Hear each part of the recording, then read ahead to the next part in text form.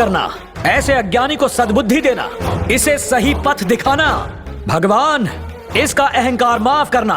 रात को सपने में जब आकर मैं आपसे मिलूंगा तब इस अज्ञानी और पापी के लिए मैं आपसे माफी मांगूंगा। अरे भगवान तुम्हारी दुकान क्यों तोड़ने लगे? मैं भी तो यही कह रहा हूं, भगवान के पास बहुत इंपॉर्टेंट काम होंगे, वो अपने काम छोड़कर मेरी दुकान पर टाइम क्यों वेस्ट करेंगे?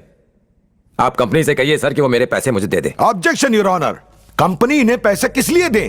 योर ऑनर, मैं पेश करना चाहता हूं कंपनी के टर्म्स एंड कंडीशंस की लिस्ट। Exhibit number 1।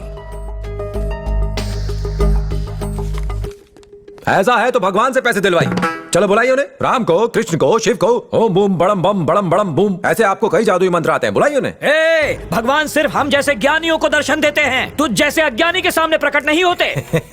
कोई होगा तो आएगा ना। धर्म के नाम पर खुली दुकानों में रोज करोड़ों का टर्नओवर होता है, उसमें से 1 करोड़ मुझे दे दो, छोटा सा हिस्सा है, अपनी दुकान के स्पेशल डिस्काउंट कूपन दूंगा।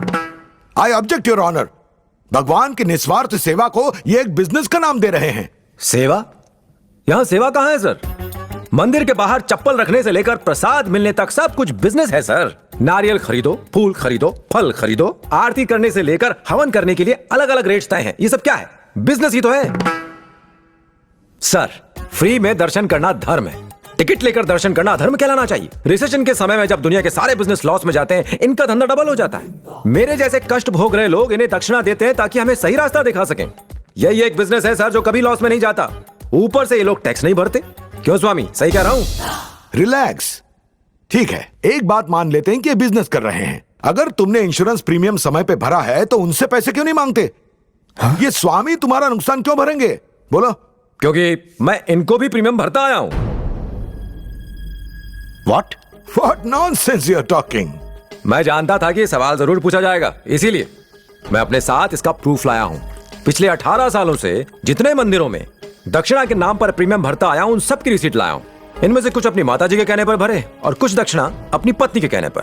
ये देखिए, मेरी जिंदगी का पहला प्रीमियम 1100 रुपए उस वक्त तिरुपति के मंदिर में पे किया था। और भी कहीं है।